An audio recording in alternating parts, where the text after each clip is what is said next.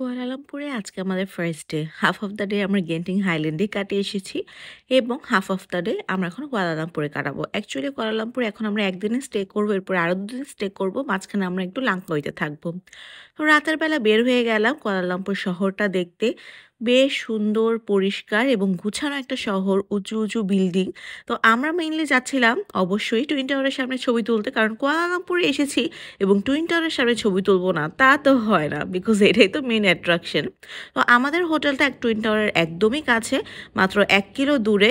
তো হেঁটে হেঁটে চলে গেলাম টুইন টাওয়ারের সামনে, একসাথে একটু ছবি তোলা ট্রাই করতেছিলাম। বাট আওয়াইশা একদমই ছবি তুলতে চাচ্ছিল না। তাই আমরা দুইজন জামাই বউ মিলে একটু ছবি টবি তুললাম। ওইখানে কিন্তু প্রফেশনাল ফটোগ্রাফাররাও থাকে, বাট একটা ছবি তুলতে তারা অনেক প্রাইস চাচ্ছিল। তাই তাদের দিয়ে আমরা ছবি না তুলে নিজেরাই ছবি তুলে নিলাম। আর এখন সবচেয়ে ইম্পর্ট্যান্ট কাজ হচ্ছে মানি এক্সচেঞ্জ করে নেওয়া, কারণ যেহেতু আমরা গ্র্যাব কল করব এবং এখানে কার্ড সিস্টেম নেই, তাই রিঙ্গিত থাকা তো মাস্ট। আমরা আসলাম বুকিত বিনতেং এরিয়াতে। জায়গাটা হচ্ছে মানে এখানকার সবচেয়ে জমজমাট এরিয়া, ফুড স্ট্রিট এটা। বাট এত জ্যাম, হেঁটে আসায় বেটার।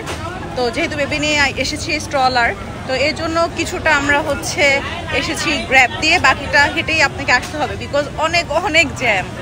আওয়াইশা যত বড় হচ্ছে এত বেশি জিদি হচ্ছে আমরা একটু ডাব খাবো। তো আওয়াইশাকে ওর বাবা জিজ্ঞেস করছে, বাবা কোন ডাবটা খাবা? আওয়াইশা একটা ছোট সবুজ ডাব পছন্দ করছে, কিন্তু ওর বাবা যখন একটু লাল লাল বড় ডাব নিল তখন যে কি কান্না, তাকে ছোট ডাবটা কিনে দিতেই হবে। দেশের মধ্যে টেস্ট আহামরি কিছু না। আমরা হচ্ছে মালদ্বীপেরটা সবচেয়ে মজা ছিল, দেন থাইল্যান্ডেরটা মজা ছিল, ভিয়েতনামেরটা মজা ছিল, সব জায়গাটাই মজা ছিল, কিন্তু বালিটা মনে আসতেছে না। কিন্তু এটা মজা লাগে না কেমন একটা, আর ঠান্ডা না এই জন্য বেশি।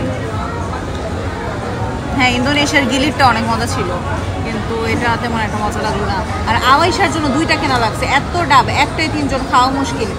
আওয়াইশার জন্য এটা কেনা লাগছে বিকজ এটা হচ্ছে একটু পাকা পাকা কালার, আর এটা একদম গ্রিন কালার, সে হচ্ছে গ্রিনটা কিনবে, এই জন্য 3টা ডাব খেলে এরকম। এখন আবার বায়না তারে সবুজ ডাবে সে এমনি এমনি পানি খাবে না, ওইখানে বড় গ্লাস দেখেছে, ওই গ্লাস কিনে তাকে ওইটার মধ্যে পানি ভরে দিতে হবে। তাই আর কি করে, এরকম জুস গ্লাসগুলো কিনে দেওয়া হলো এবং ওইটার মধ্যে তাকে ডাবের পানিটা ভরে দেওয়া হলো। দেন আমরা এখন রাতে খাবারের জন্য প্লেস খুঁজছিলাম। যদিও মালয়েশিয়া মুসলিম কান্ট্রি, আপনি কিন্তু এখানে জায়গায় জায়গায় চাইনিজ দোকান পাবেন, সো হুট করে কোনো এক জায়গায় বসে গেলে হবে না, একটু দেখে শুনে বসতে হবে। বাট আলহামদুলিল্লাহ চাইনিজ রেস্টুরেন্টগুলোর পরে অনেকগুলো মুসলিম রেস্টুরেন্ট ছিল। তো এখানে একদম হালাল ফুড লিখাই আছে, প্লাস আরেকটু অন্যদিকে এরিয়াতে গেলে ওইখানেও আপনি পাবেন। এর মধ্যে আওয়াইশা আবার পুতুলটা দেখছে, এইটাও তাকে কিনে দিতেই হবে। একটু হাঁটার পরে ফার্স্ট হালাল ফুডের দোকানটা পেয়ে গেলাম, বাট এইটা মূলত একটা স্টল টাইপের, মাথায় থাকতো আমরা একটু ভালো প্লেস খুঁজছিলাম। তো হাঁটতে হাঁটতে এই যে 2 সাইডে এই সেম রেস্টুরেন্ট পেলাম, ভাবলাম যে নিশ্চয়ই তাহলে তাদেরটা অনেক ভালো চলে। আমরা একটু হাঁটাহাঁটি করছিলাম যে আরও কিছু পাই কিনা। এর মধ্যে আবার চোখে পড়লো একটা দোকানে এরকম আস্ত খাসি রোস্ট করছিল।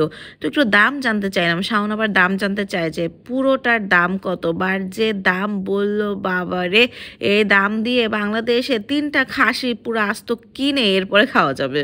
দেন মোটামুটি পুরোটা বুকিত বিনতেং হাঁটার পরে আমরা একটা রেস্টুরেন্ট চুজ করলাম এবং একটা ফিশ চুজ করলাম। আজকে কি খাবো, তো সি বাস যে ফিশটা আছে আমরা সেটাই চুজ করলাম, কারণ রেড স্ন্যাপারের প্রাইস এখানে অনেক বেশি যাচ্ছিল।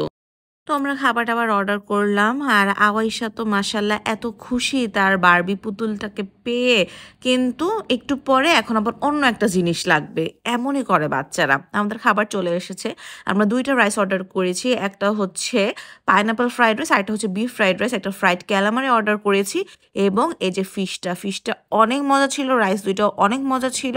বাট সবচেয়ে মজার কথা হচ্ছে প্রত্যেকটা খাবারের প্রাইস সেম, 35 রিঙ্গিত, মানে 1050 টাকার মতো। সবগুলো 1050 টাকা ঠিকই আছে, কিন্তু ফ্রাইড ক্যালামারিটা 1050 টাকা ওয়াজ টু মাচ। সো ওইটা আমার অ্যাকচুয়ালি নেওয়া উচিত হয় না, বা একটা অ্যাপিটাইজার কিছু নিতে চাচ্ছিলাম, এই জন্য আসলে নেয়া খাওয়া।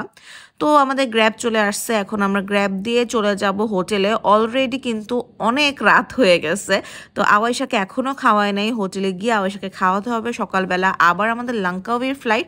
সো খুবই হেক্টিক একটা ডে গেল আজকে, এবং আজকে আমার ভিডিও কিন্তু এখানেই শেষ। সবার কেমন লাগলো জানাবেন, যদি ভালো লাগে অবশ্যই ভিডিওটি শেয়ার করবেন। থ্যাংক ইউ ফর ওয়াচিং, আল্লাহ হাফেজ।